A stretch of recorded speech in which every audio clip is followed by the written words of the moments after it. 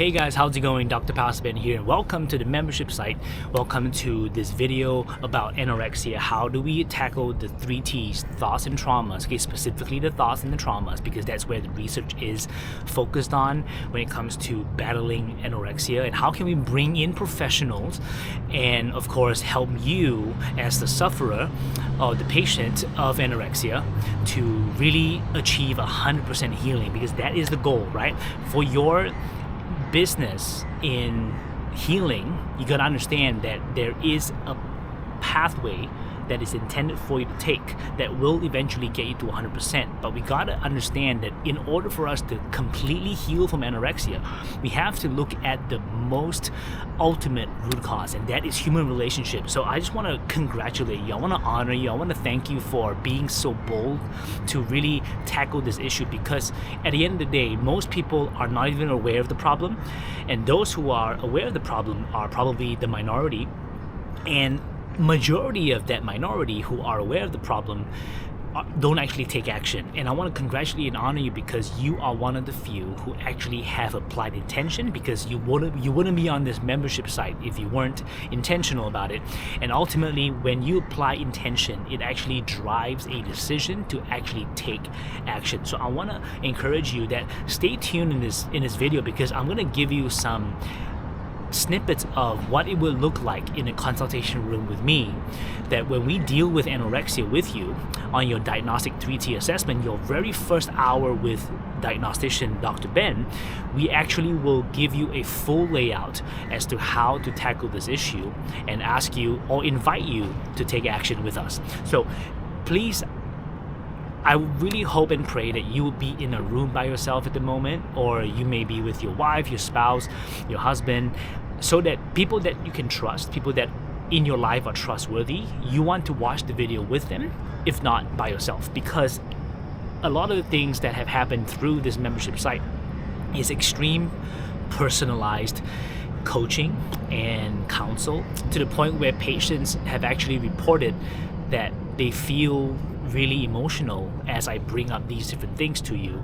So I really want to encourage you, don't take this lightly. If you're doing this on your commute to work, make sure you find a quiet spot so that you don't end up just crying and look really bare out in the open. Of course, I'm not saying there's anything wrong with that, but I want you to really get the full healing where you are comforted.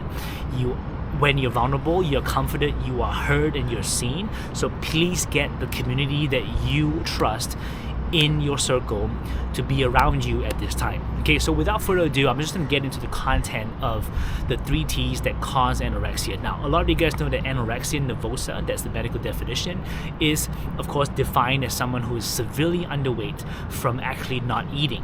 And a lot of times people would scrape the surface, or they would have a very disjointed approach to anorexia, where they would get the diet sorted out, they would get counseling for what really is the case. But when we look at a specific relationship, okay, majority of the time that is actually broken, okay, so what relationship could be broken to the point where a person gets such a poor self-esteem that they always think that they are fat, they always think that they look ugly. Of course, there's peer pressure from outside, from the celebrities and how they're really well celebrated on social media, and they look, of course, amazing.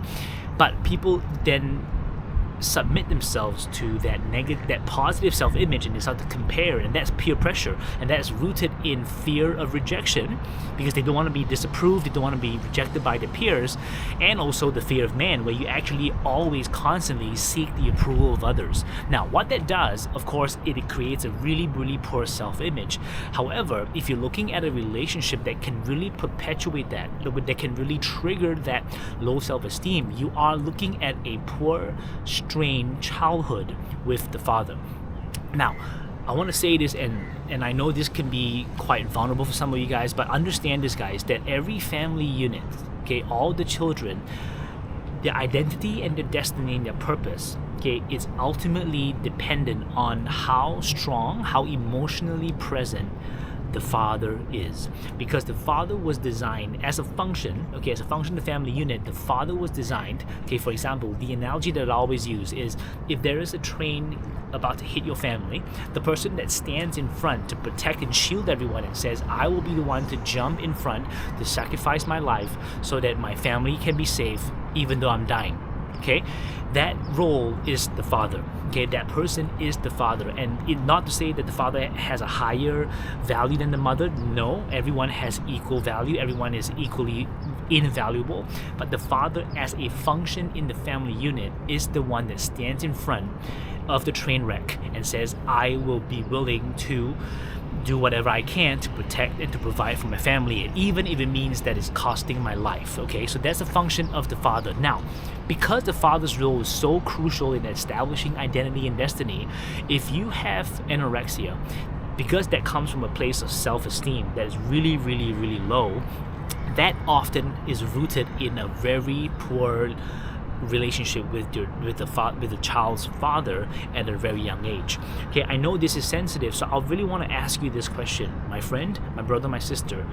How was your relationship with your dad, right? If you've had a really poor relationship with your dad, is it repaired at the moment? Is it still sour, or have you just ignored it? Because people have ignored these kinds of root causes, these relational issues, for the longest times. And if you don't actually get to the core of it, it's sad to say that science has shown that your body will continue to spiral downwards, and it can actually affect your hunger signals in your brain that can make you want to go, because I want to look like someone else, okay, I'm gonna just continue to eat and puke, eat and puke, eat and puke, and then you end up being severely underweight. Of course, being bulimic and anorexia, they all come together. It's all under the same root cause.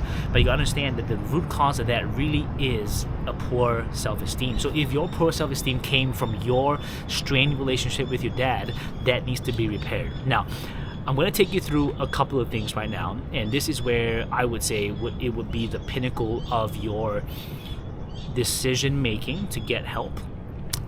Okay, so if you can just close your eyes for me, I want you now to just think to yourself, okay, without anyone distracting you, what did your father do to you? What did your father say to you? A lot of people have had harsh things said to them constantly while growing up. Perhaps you've been physically abused, perhaps you've been emotionally abused, perhaps you've been manipulated by your father, perhaps you've been sexually abused, perhaps you've been raped.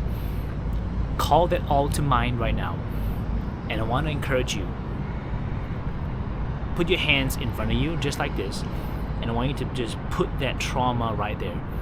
And I want you to now ask yourself, okay, if you're a child and you could do this all over again, who would you turn to? Who would you turn to? Okay, probably there are a couple of names that will come up right now. Perhaps it could be your aunt, perhaps it could be your dad's sister, perhaps it could be your pastor if you're a Christian, perhaps it could be your friend, your best friend. Okay, now the next question is, who would you not include in your life because you know that they could drive your self-esteem down even more? Okay, start to list those people. If it helps, you can put them down on a piece of paper. And once you're done with that, now I want you to actually pull up the contact details of those people. Okay, put their contact details. Could be their number, could be their emails, whatever it is. And I want you to start to rank them. Rank them in terms of accessibility.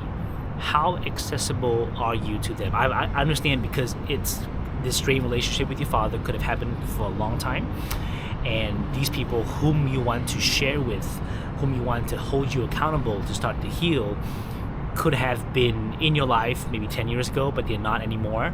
So people, I want you to rank them in terms of accessibility. So if you got 6 names that you could reach out to, rank them 1 to 6. 1 being the person that you have the most access to now, and 6 being the person that you have the least access to.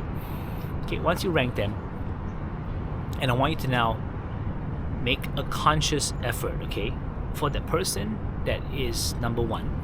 I want you to really write down what you hope to achieve from that person. Is it to gain self-confidence? Is it to get prayer from? Or is it to just have a meetup and see what happens? Because you want to tailor your expectations now so that you don't get disappointed when you actually contact that person. Okay, that is the end of this video, and I just really wanted to get you to have a taste of what it looks like to apply not just intention but actually decide to getting help.